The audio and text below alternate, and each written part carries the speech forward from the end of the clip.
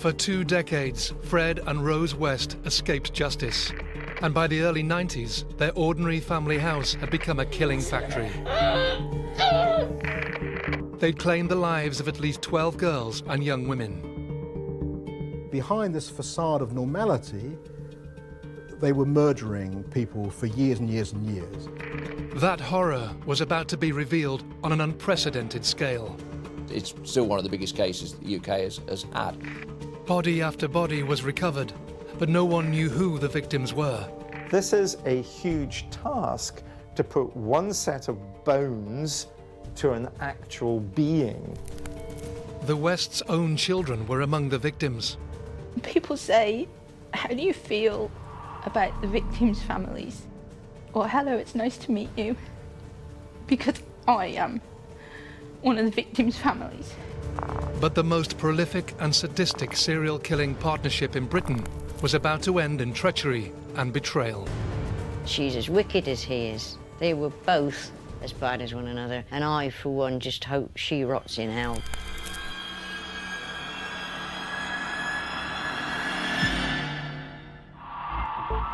When police knocked at the door of 25 Cromwell Street in Gloucester on the 6th of August 1992, it wasn't murder they were investigating, but child abuse.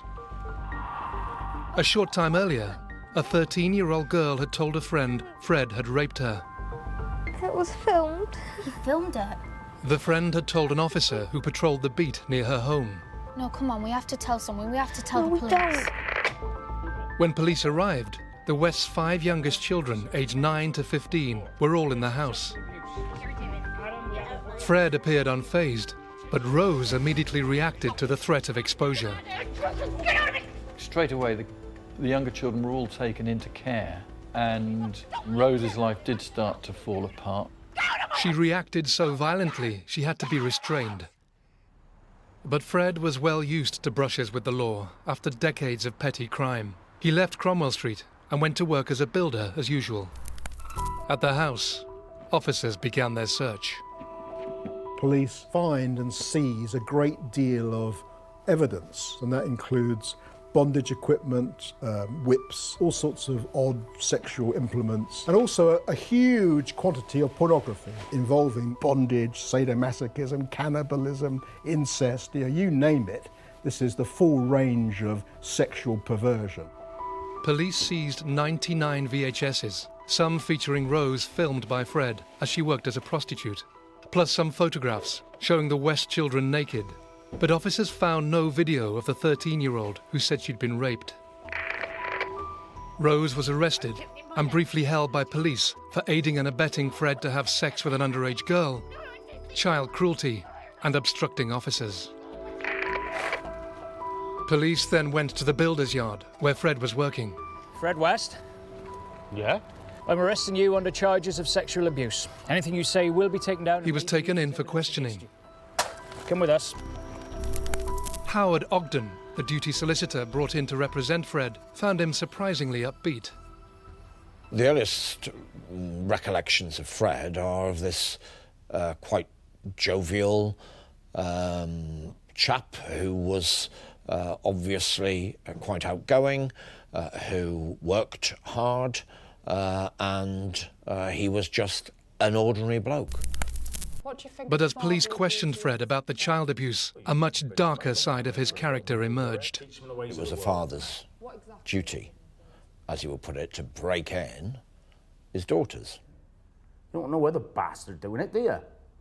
He appeared to think that that was normal, and he couldn't understand why I or anybody else might think that that was unusual or unacceptable.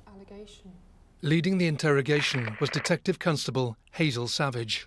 Hazel Savage had been a detective for many years. She was acknowledged as an excellent investigator. She'd been aware of Fred's activities in a general sense, but now she's part of an investigation to child abuse, sexual child abuse at the house. And so this brings her squarely into contact with Fred and Rose, and this is a very significant development. Hazel had come across Fred West 25 years earlier. In 1966, then still in uniform, she'd been sent to Scotland to question Fred's first wife, Rena, in a theft case. Rena had painted a very unflattering portrait of Fred as a man who was promiscuous, violent, possibly dangerous, somebody whom she was worried about having custody of her children. He's not right in the head, I think he's probably mad. Rena had told Hazel she had 2 daughters. Charmaine was the child of a bus driver. Since Rena had split with Fred in 1969, she'd left both girls with Fred and Rose. After the interrogation, Fred was sent on remand to Gloucester Prison for the rape of the 13-year-old girl. Rose was allowed home. But Hazel wanted to talk to Rena's daughter, Anne-Marie, now 28 years old and living in Gloucester. Rose knew Anne-Marie could reveal secrets that would prove catastrophic. Seconds before Hazel arrived at Anne-Marie's door, Rose rang her daughter and begged her not to talk to police. This must have been a huge decision for Anne-Marie to break years of silence, the code of silence of the West, you know, don't say anything. Everything that happens at Cromwell Street happens in secret. Do you see Hazel Savage? Yeah, I know you are. Come in. For the first time, the depravity of life at Cromwell Street was about to be laid bare.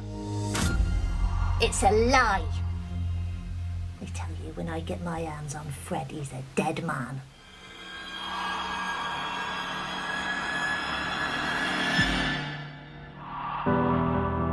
After more than 20 years of rape, torture and murder, Fred and Rose were about to be exposed. One of their first victims was Fred's 8-year-old daughter, Anne-Marie. She had finally agreed to talk to Detective Constable Hazel Savage of Gloucestershire Police. A lot had been bottled up. Basically, Anne-Marie had kept things back. I was 8. Anne-Marie bravely revealed years of physical, mental and sexual abuse by both Fred and Rose, and other men they forced her to have sex with. Anne-Marie was tied up, implements were used, and she was raped repeatedly as a young girl in Cromwell Street. And her interview also revealed the manipulative power of the abuse by Fred and Rose. Curious thing is that she was quite forgiving, very forgiving in the circumstances, that Fred was still her dad. When somebody is being abused by someone known to them who has the role as caretaker and to look after them, the focus for the victim is on surviving and to attach themselves to the person who's hurting them. This is a form of Stockholm syndrome. Mum came. Anne-Marie talked about her mother, Rena, and half-sister, Charmaine. Have you got a number? No. I don't know where either of them are. It was natural for Hazel Savage to ask Anne-Marie where Charmaine was, where Rena was, and the bottom line is Anne-Marie didn't know. Hazel also asked her about her half-sister Heather, Fred and Rose's daughter, born 6 years after Anne-Marie. Your dad or Rose ever said where Heather went? Rose said that she was working in a holiday camp. Did they say what camp it was? I don't know, she just disappeared. Heather hadn't been seen since 1987, age 16. Hazel's suspicions deepened.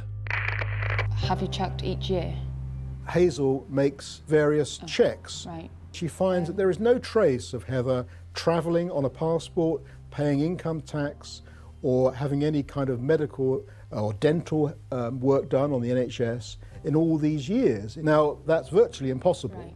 Unless A, you've changed your identity completely, B, you've gone to live in a foreign country, or C, you're dead. Hazel decided to pull Rose in for questioning. She was quite agitated at being at a police station and asking what on earth all this was about. It was as though this was an unwanted and unnecessary interruption in her life. Is this a long conversation? It's certainly an important conversation.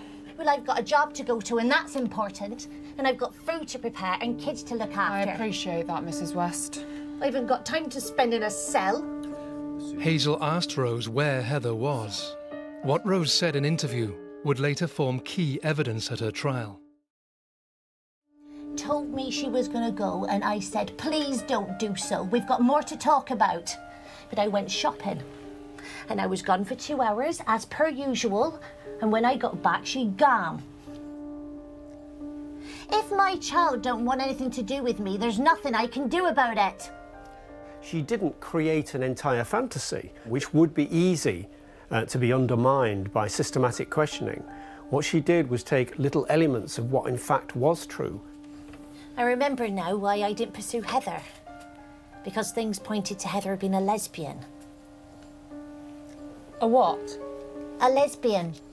But I didn't want the other kids exposed to that. Are you a lesbian? No. In fact, many female witnesses would later testify to having been the victim of violent sexual assaults by Rose. At that stage, there was nothing to suggest she was lying, and it didn't make me think that something terrible had happened to Heather and that she was no longer alive.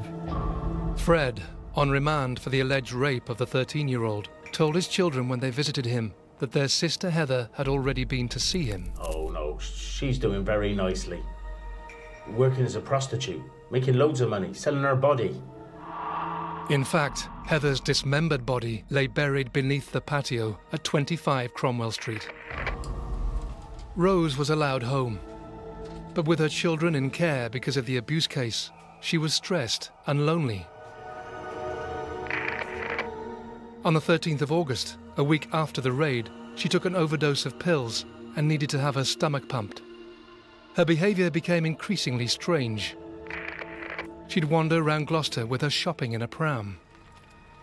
Rose, by this stage, is approaching 40. She's a middle-aged lady, rather heavy-set, dowdy-looking, but there's something really rather odd about her appearance. She tends to dress as a schoolgirl. She wears these white schoolgirl socks, but she dresses in other ways of somebody who's really a child. Rose had actually adopted this new role. She went from being the dominant aggressor in the most horrific killing scenes to being a victim of the situation and someone who could never be the perpetrator of such sadistic violence, retreating into childhood safety and security. She'd strip and gorge on chocolate eclairs whilst watching children's cartoons. As the trial for the assault on the 13-year-old loomed, the stress and separation rekindled the relationship between Fred and Rose. Hello, my darling. How are you? Oh, I'm fine. On the 7th of June 1993, the trial for the abuse of the 13-year-old opened at Gloucester Magistrates' Court. Fred was charged with 3 counts of rape and buggery against an underage child, and Rose was charged with inciting rape and with child cruelty. But before the jury could be sworn in, the 13-year-old girl decided not to testify, and the case collapsed. Fred and Rose's children remained in care, but they were free to go home. Welcome home. They had gotten away with it yet again, and this will have reaffirmed their ideas that they were pretty much invulnerable, so long as they stuck together. With the case dismissed, the police no longer had need of the 99 porn videos seized from Cromwell Street. They were granted permission by Rose to destroy them, a move which later drew criticism. Some of those videos might have contained images of some of the young women that the Wests had killed. Would some of that video material have had links with what we found in terms of the victims? Then there's a possibility of that. But that's hindsight. The police can't keep things just in case something might happen in the future. But although the case against the Wests was officially closed, one officer refused to stop investigating. Detective Constable Hazel Savage found out that a social worker had overheard an unusual exchange between the West children, who were still in care. Get off, you'll get it in a minute. Give me the pen or I'll tell Mum and you'll end up under the patio like Heather. The conversation about Heather being under the patio and the fact that Heather had disappeared without trace started to ring some alarm bells. Hazel Savage begins to push to have a full-blown search done of Cromwell Street. We need to dig up the garden. Senior officers refused. I can understand that there would have been some resistance. We'll be a laughingstock. You've got to convince a magistrate that this is not just a fishing expedition. But 6 months later, one of the children said something to a social worker that could no longer be ignored. Dad says we're not really allowed to talk about it, because if we do, we'll get murdered and put under the patio like Heather. This time, Hazel Savage was back. 8 months after the rape trial collapsed, police arrived at 25 Cromwell Street with a search warrant. They had no idea 9 bodies lay buried and that they were about to be at the centre of an international media storm.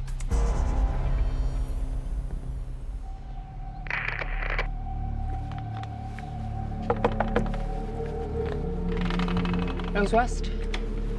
Got a warrant here. We were searching for the remains of Heather, and as far as we were aware, that was it. The West's 21-year-old daughter was in the house. You're flipping joking. Come here, Dad! You're not coming in! Fred was at work half an hour away. They showed you the warrant? Right. I'll be right there. In the garden, police began their excavation. But Fred didn't turn up for another 4 hours when the police diggers had already left for the day.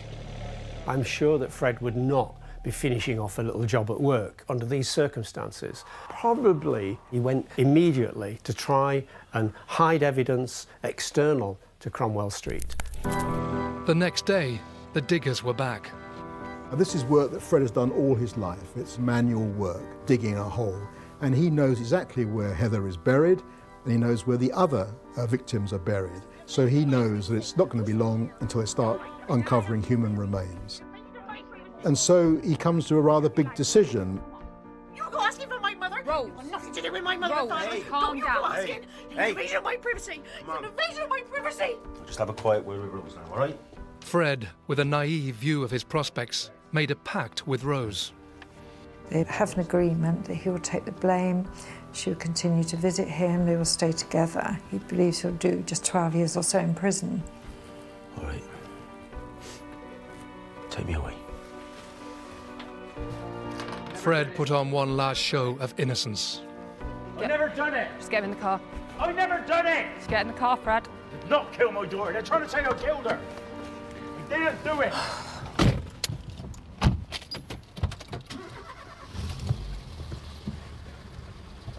All right. I did it. I killed Heather.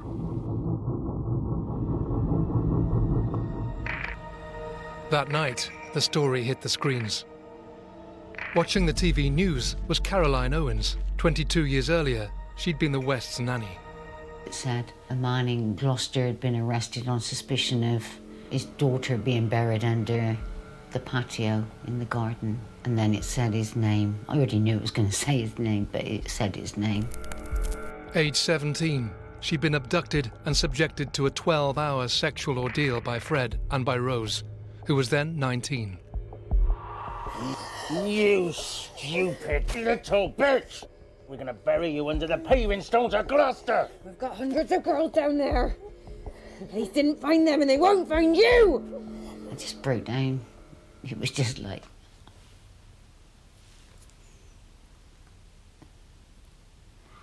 It was just like he'd come back again. And the girl that was killed was little Heather. It's little Heather. To me, she was 2. She was still 2 in my mind. Others were stunned by the arrest.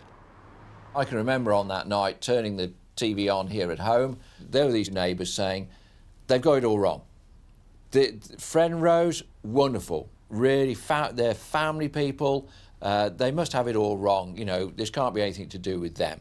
Every serial killer that's going to be able to continue killing for any length of time is going to be able to present a very respectable public face, which will be at some odds with the private reality to that public face. It was the start of what quickly became a media frenzy. The media interest in this case was global. This was a crime that was of great public interest. Fred's brother Doug and his family were suddenly in the spotlight. That was just like an explosion. It's like when you see a movie and they're stood still and everything's moving around them. That's what it was like, just frozen.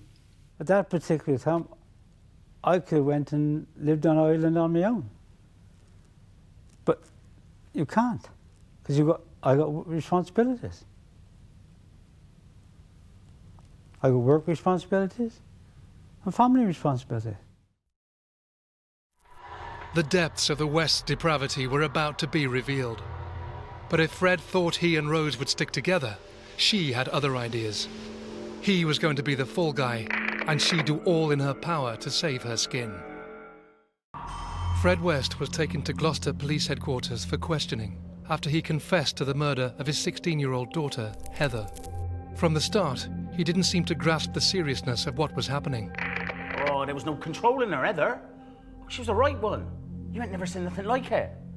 Never no underwear. Always wore them low-cut tops. Showing off her titties, eh? She was a right one. It was all very chilling. Fred talked as though everything was absolutely normal. I never killed her intentionally. It wasn't murder. As a result of what you did, she died. Yeah. That's the bad part. Fred gives a confession regarding the death of Heather, which is a story part fantasy, part truth, perhaps. And the body?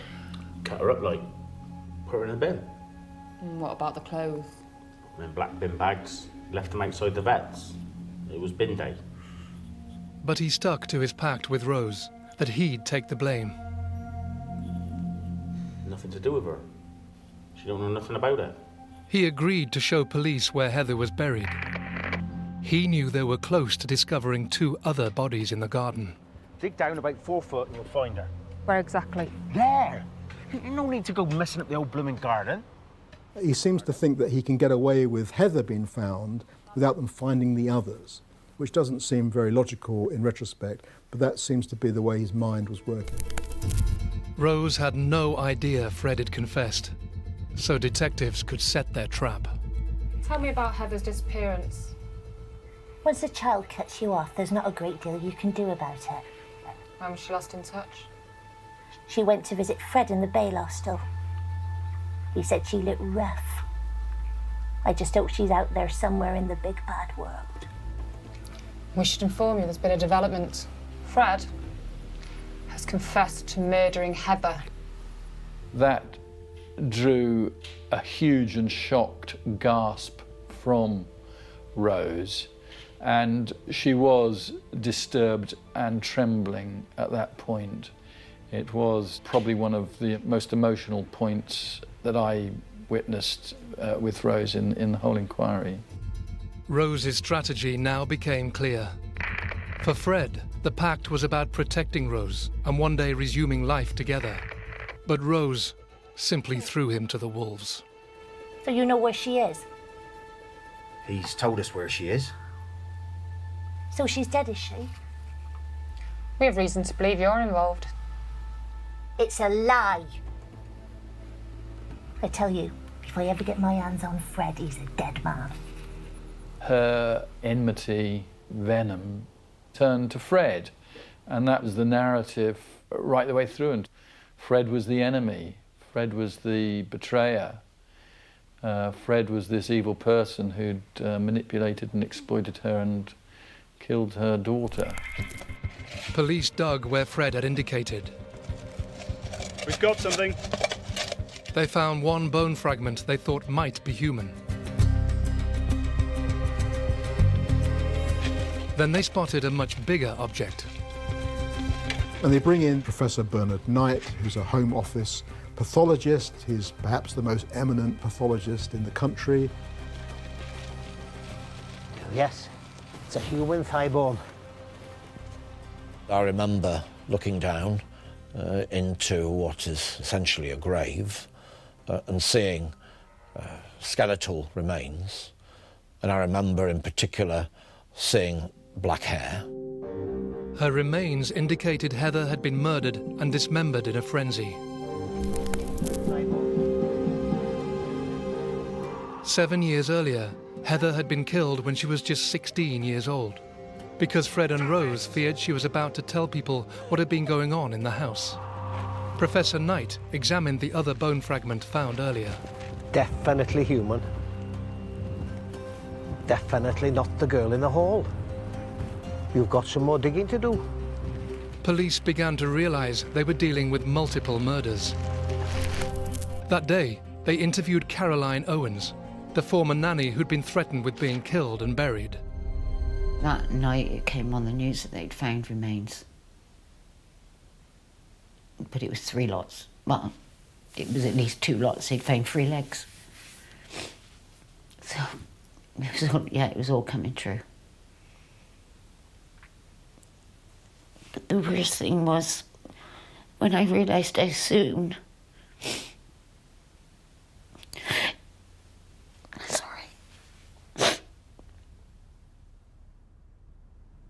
In 1972, after her 12-hour torture and rape ordeal, Caroline had dropped a rape charge against the Wests. They were only found guilty and fined £100 for indecent assault.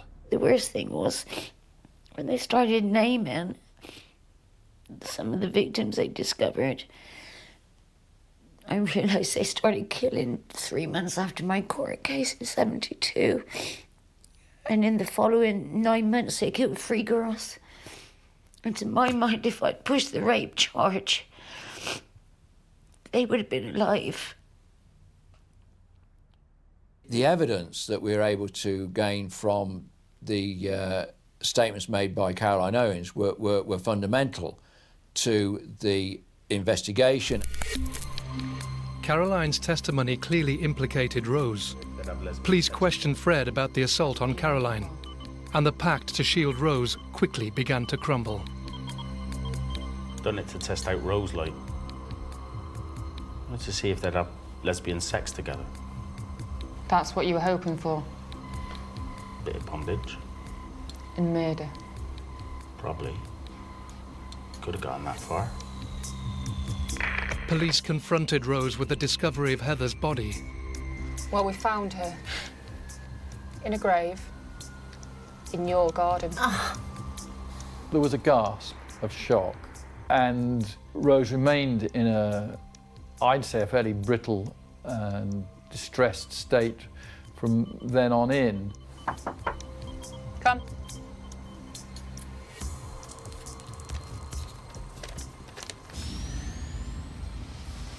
Would you be surprised if we told you there was a second body? Oh, this is all getting too much! Police also told Fred they'd found a second body. Concerned about his intellect, they'd appointed an appropriate adult under the Mental Health Act to look after his welfare and to be an independent witness. Obviously better confess then. Not 1 extra body, but 2. Shirley Robinson. She was a lesbian, like, but she was pregnant with my baby. And Shirley's mate. Named? Dunno. Talking a long time ago. She's buried by the bathroom. He's seen sense, Rose. Told us everything. Best all round if you do the same as him. There's something wrong with that bloke altogether. Rose was arrested for the 2 murders, but allowed home on bail. Fred was charged with murdering Heather. He agreed to show where the 2 further victims were buried, but the police were increasingly concerned about his grip on reality. Bloody hell do you think you're doing? What's the point in all this, eh? Told you I'd tell you where to dig. you're putting all this back exactly as you found it. Do you hear me? The first body from the West's many sex killings was found that afternoon. 16-year-old Alison Chambers died in 1979. Around her decapitated skull, the purple belt they'd used to bind her was still in place. 4 hours later, police found Shirley Robinson. She lived in a ménage à trois with Fred and Rose, but her pregnancy had been her death sentence. Next to Shirley's dismembered body lay the skeleton of her unborn child. Police suspected this wasn't the end of it, and they decided to take the house apart in the search for bodies. Once the police are digging up the inside of Cromwell Street, so I think for the first time Fred appreciated that the game was largely up. Fred came to a dramatic decision. He instructed his solicitor he wanted to make a fresh confession. I wrote a statement, which was extremely brief, to hand in to the police. I get a phone call to say, we've just had this note from Fred's solicitor to say that I want to confess to the murders of an additional 9 approximately. The problem that I had was he couldn't remember how many he was accepting responsibility for. We didn't know where these bodies were, we didn't know who they were. We knew we got a big case because the human remains were already recovered, but to have this sort of scale, gave it a different dimension. Fred was brought to the cellar to mark out the graves. His behaviour was becoming even stranger. They're swirling all around me. My girls. He believed the girls had been in such pain during their torture, it had been merciful for him to murder them. To Fred, he had a relationship in his head with each of these girls. And they were looking down on him from heaven and were thanking him for what he'd done. Because in his head, he'd done them a favour. It took 5 days to recover the bodies. It was very claustrophobic down there, quite damp as I recall, and cold, and a very forbidding place really. The excavations were painstaking. It was like archaeology. These bodies had been in there for some time, but we knew that we had to take them out literally piece by piece. As digging continued, Fred agreed to show police 2 more graves near Much Marcle. He said his first wife, Rena, was buried in one, and his 16-year-old lover, Anna McFall, who'd been pregnant with his child when she died, was buried in the field next door, but he couldn't identify the exact spot. Here maybe? There. Or here maybe? Where? Different though. It's all changed, hasn't it? Part of the field that had been re-landscaped, and soil had been put in to level the field out. Or about here. Because we excavated a hole as big as an Olympic-sized swimming pool. And we couldn't just get a big digger in there because we were looking for tiny fragments of bones. So it had to be excavated literally by hand. It took 13 days to find Rena. Her dismembered body was next to a child's plastic boomerang, possibly used to abuse her during the killing. She was murdered because she came looking for her 8-year-old daughter Charmaine in 1971. Fred now became a suspect over the child's disappearance, but his brother Doug knew the dates when Charmaine was likely to have died proved Fred wasn't responsible. The police was on about him killing Charmaine. I said to him, well, do you want to go back and check the records then? Doug told police that when Charmaine went missing in June 1971, Fred was in prison. I said, he couldn't have killed her, could he? On the 5th of May, 1994, police recovered Charmaine's body behind the West's former home on Midland Road in Gloucester. Rose, then 17, and left looking after the children on her own, had written to Fred in jail, saying how stressful she found it dealing with Charmaine. Police needed to prove she'd done the killing. They found a photo showing a gap where Charmaine had lost milk teeth. The recovered skull showed that by the time she died, Charmaine's teeth had grown a little. We had a brilliant forensic dentist, and he was able, looking at the skull of Charmaine and the photograph and superimposing it, to say that Charmaine died within 5 or 6 weeks from the date of the photograph. That placed 8-year-old Charmaine's death squarely in the time Fred was in jail. It meant that Charmaine was at home on her own with Rose, and that was the evidence that led to her conviction. One by one, other bodies were recovered from the house. Fred told police he couldn't remember the names of many. If you find human remains and you have no idea who they are, the task of identifying those remains is immense. Fred said all he knew was that many had been hitchhikers or runaways. It took several weeks to identify them all. The first to be found was 21-year-old Swiss student Theresa Siegenthaler, abducted while hitchhiking. She was gagged, bound and raped before being murdered. Next was Shirley Hubbard, a 15-year-old who'd been in care. Then Lucy Partington, a 21-year-old university student. Juanita Mott, an 18-year-old who'd been a lodger in the house. Linda Goff, a 19-year-old nanny. And finally, a 15-year-old girl in care called Carol Ann Cooper.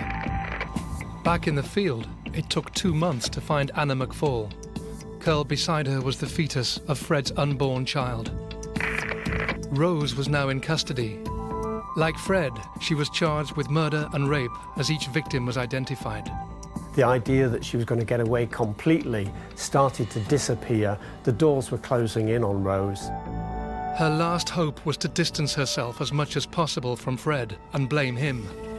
She was about to deliver a lethal blow to one of the most notorious serial killing partnerships in history.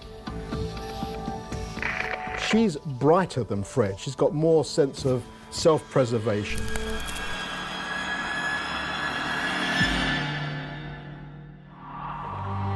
By June 1994, Fred had been charged with 11 murders, Rose with 9. Fred was still under the illusion they could get through this together. On the 30th of June, he was brought to court to be remanded in custody and to see Rose for the first time in 3 months. I have a very vivid memory of this, which has stuck with me ever since and was a very powerful moment for me personally covering the story. She very obviously snubbed him. To my mind, this is an absolutely key point in the whole story.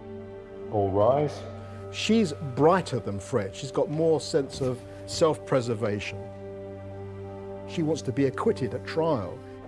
And her method is to say it was all Fred, it wasn't me, I didn't know anything about it. And in fact, the man makes me feel sick. It's been speculated that Rose was more psychopathic than Fred, in that she abrogated all responsibility and put that onto Fred, which is obviously much more psychopathic than Fred feeling empathy for her and not wanting her to go to prison. Take them down. Rose. Rosie.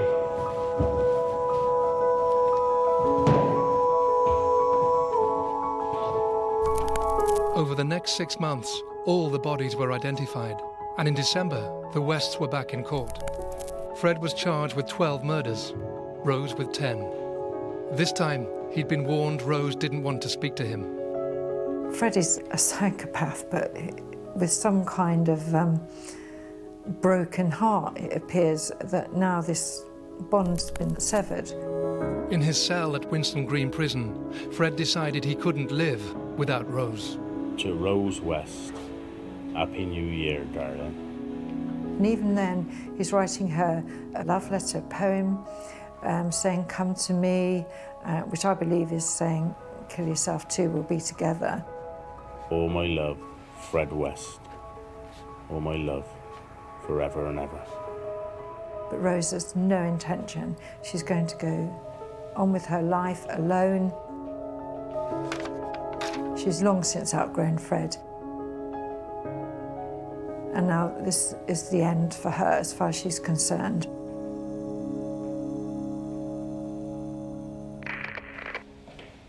On New Year's morning, 1995, a prison warder found Fred hanging in his cell. I was absolutely gutted. I couldn't believe that they'd allowed him to do it. My first thoughts was, she'll get off now. I thought Rose would get off. Catherine Halliday, a former lover of Fred and Rose, who believes she nearly became a victim, was preparing to give evidence at trial. I was angry when I found out about Fred topping himself because he'd taken the coward's way out. He wasn't going to get his bit of just reward. When you heard that he had hung himself, what did you think? He was a fool to do it. He took the easy way out, didn't he? I saw my dad's face when he got the phone call. And it broke my heart. Because no matter what he did, he was still his brother.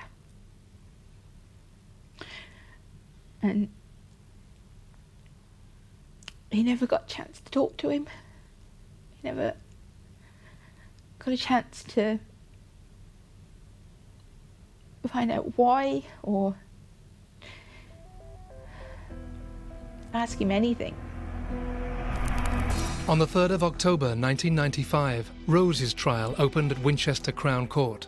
She was charged with 10 murders, 2 rapes and 2 indecent assaults. A stream of witnesses, including Rose's mother Daisy and Fred's daughter Anne-Marie, gave evidence against her. Catherine Halliday described how Rose's sadistic sex sessions had gone too far. It wasn't easy in court because she just stared through me. And I'm very, very much aware of her staring through me, coldly, icily staring through me. The jury was shown gruesome evidence of the way one of Fred and Rose's victims had been tortured. When her skull was found, the kind of encasing that went round her head was still there. Even Rose, actually, who was shown the exhibit, blanched. Caroline Owens, the West's former nanny, described her ordeal in detail. For the first time in my lifetime, I think, felt self-respect. Felt like I'd done something. I went in there to get justice for the girls that didn't make it. And I helped towards that. Rose herself gave evidence. That was, I think, a mistake because she was a very bad witness. I hated him. I didn't see the man I'd known all those years. I saw a walking figure of evil. And I know it might sound daft, but I saw him with horns and a satanic grin. The jury didn't believe her, and they weren't swayed by defense complaints the case was compromised because many witnesses had sold their stories. They returned 10 unanimous verdicts of guilty. The indictment seemed to go on for forever almost. I was watching Rose throughout, and there was absolutely no emotion at all on her face. It was just absolutely stone face. On the 22nd of November 1995, Rose West was sentenced to life imprisonment. The judge recommended she never be released. She should have known. She took life, she should lose hers. And people say, how do you feel about the victims' families? Or, hello, it's nice to meet you. Because I am one of the victims' families.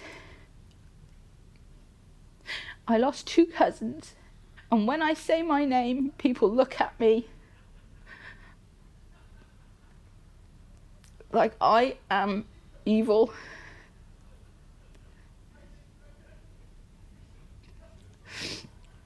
And I don't want to hurt anybody. I just want everyone to leave my family in peace. They knew what they were doing, they knew what they were going to do, and they would have carried on, and make no mistake about that.